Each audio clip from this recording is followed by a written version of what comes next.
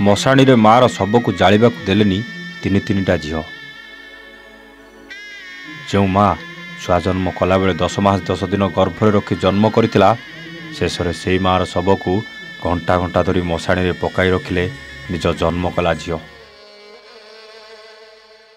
ମା ବଞ୍ଚିଥିଲା ବେଳେ ଭାବିଥିଲା, ପୁଅ ଜନ୍ମ ନହେଲେ ନାହିଁ ମୋ ଝିଅ 3 ଜଣ ମୋର ଅନ୍ତିମ ସତ୍କାର କରିବେ, ଆଉ ମୋ ଶେଷ ସମୟରେ ମୋତେ ମଶାଣୀକୁ ନେଇ ମୋ ମୁହଁରେ ନିଆଁ ଦେବେ। ହେଲେ ଏଠି ସବୁ କିଛି ଓଲଟିଗଲା। ଆଉ ମା ମରିବା ପରେ ମାର ଶବକୁ ମଶାଣୀ ଜୁଇରେ ଦୀର୍ଘ 9 ଘଣ୍ଟା କାଳ ପକାଇ ରଖିଲେ ସେମାନେ।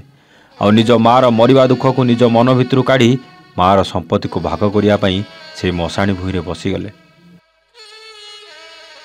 କେବଳ ସେତିକି ନୁହେଁ, ଯେତେବେଳେ ପର୍ଯ୍ୟନ୍ତ ମାର ସମ୍ପତ୍ତି ଭାଗ ହୋଇନାହିଁ ସେତେବେଳେ ପର୍ଯ୍ୟନ୍ତ ବୁଢ଼ୀ ମାର ମଲା ଦେହରେ ନିଆଁ ଦେବାକୁ ମନା କରିଦେଇଥିଲେ। ହଁ ଆଜ୍ଞା, ଏକଥା ଶୁଣିବାକୁ ଯେତିକି ଆଶ୍ଚର୍ଯ୍ୟ ଲାଗୁଛି ତାଠାରୁ ଅଧିକ କଷ୍ଟ ଲାଗୁଛି ଏ ଝିଅମାନଙ୍କର କାମକୁ ଦେଖିଲେ।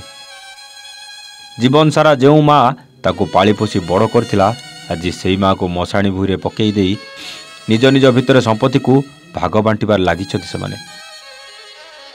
ମିଳିଥିବା ସୂଚନା ଅନୁଯାୟୀ ପୁଷ୍ପା ନାମକ ଜଣେ 85 ବର୍ଷୀୟ ବୃଦ୍ଧାଙ୍କର 3 ଝିଅ ଥିଲେ।